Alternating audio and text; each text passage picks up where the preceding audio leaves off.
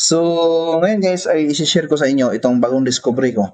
So, this video is for the all law students who are part of the DepEd family. Okay? So, ganito kasi yan guys. In DepEd, we have this called a DepEd email account. No? Itong Juan de la Cruz at deped.gov.ph. So, may ganito kami. So, ang naka-advantage nito guys, kasi kung ito ang sa mga law school students, kung ito ang gagamitin natin pag ni-register natin sa jor.ph, pro account yung lalabas guys. Pro feature ang magagamit mo. So, tingnan natin. So, ganito kasi yan guys. Dito muna tayo. Ito yung JOR. Ito yung JOR, no?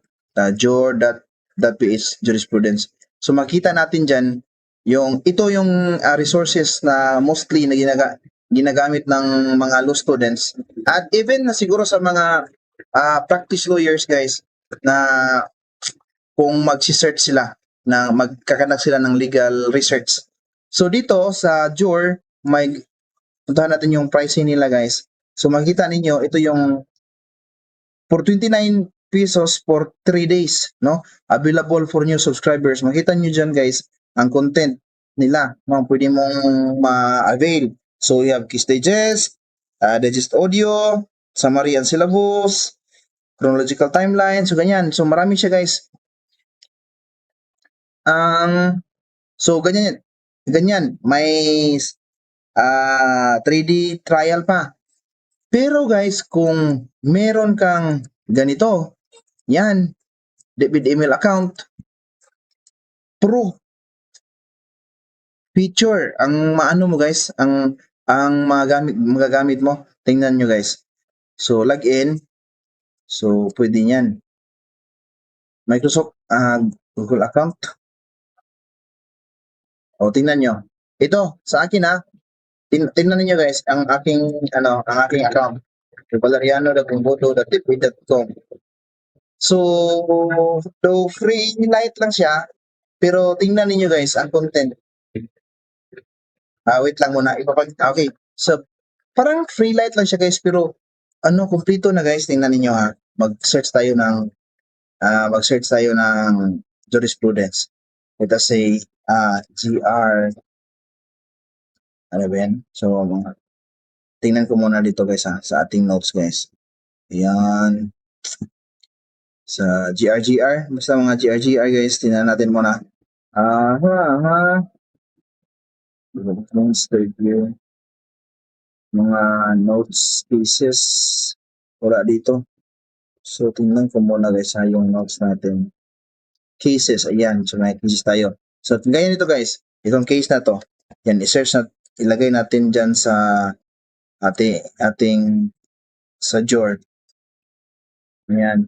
Ay, hindi yan sa JOR. Ito na siya. Ay, okay. Tingnan natin dyan guys. Pack. Control. Hindi. Bakit? Ayan. Yan niya. Copy. Hindi na natin. Ito. Ayan. Tingnan nyo guys.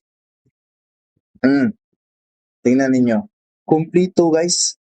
Kompleto siya. Ayan. So, kompleto siya guys. Ayan. Digest. Tingnan natin yung digest guys. Kompleto siya guys. No? Kompleto siya doctrine. Ayan. So, i-compare natin guys. So, bali, kompleto siya. Ang mga laman. So, i-compare natin guys sa yung hindi ka registered. So, i-compare natin guys So, mag-sign out ako. Ayan. So, bali hindi ako registered guys Ayan. Hindi ako naka-sign in. So, pag nagsi-search tayo, so bali nasa free version na tayo ngayon. So, tingnan niyo guys. Yung ano nyo. Yan, ang ruling for subscriber only. So, ibig sabihin guys, kung ang gagamitin natin na account ay itong .gov.ph, pag nag-register tayo, we are considered subscriber na. So, thank you. Thank you, Joe.ph, at binigyan nyo kami ng ganitong pribilehyo. Ganyan guys. So, very important discovery natin dito sa sa journey natin dito sa law school. So, ayan siya. Okay. Tingnan nyo guys ha. So, wala siyang, okay, ulitin ko guys. So, hindi tayo nakalagin, hindi tayo nakalagin. So, ibig sabihin, sinasimulate natin yung,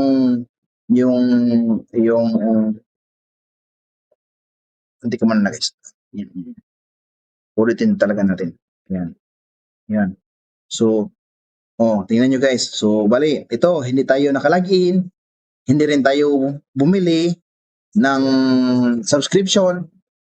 Bali, free user lang talaga tayo. So, hanap tayo ng Kiss Digest. So, makikita natin dyan. So, may Kiss Digest talaga. Ayan. Pero, ito, restricted. Yung ruling, yung rationale, at saka yung doctrine. So, restricted. Hindi natin alam. Pero, kung may .gov.ph, may .gov.ph account, tingnan niyo guys. Lagin ako Yan. Continue with Google. Yun. Tingnan niyo guys. Nagbago. Tingnan niyo nakaano ako. Free light lang yan. Pero free light lang. Light mode ko muna guys. Okay. So, free light subscription lang ito guys. Yan. Pero okay na. No? So, tingnan niyo. May ruling na. Ayun. May ratio na. But I don't know ano ibig sabihin na guys, ratio. Rationale siguro. Doctrine, yung sa doctrine ito na yung doctrine. Okay. So, again, mga teachers natin dyan sa DepEd na may .gov.ph account. So, then na nag-aaral sa law school, anuhin nyo na, i-grab nyo na itong opportunity na to. So, ang gagawin ninyo, kung wala pa kayong .gov.ph na account, so, mapunta lang kayo. Anuhin ninyo yung ICT coordinator ninyo, kulitin ninyo para mabigyan kayo ng .gov ng email account, ng DepEd email account. So, I am not sure guys, no? I am not sure kung sa DepEd lang ba ito mag-work. For example guys, ganito. Kung kung kung let us say, so DepEd lang kasi ito eh. Let us say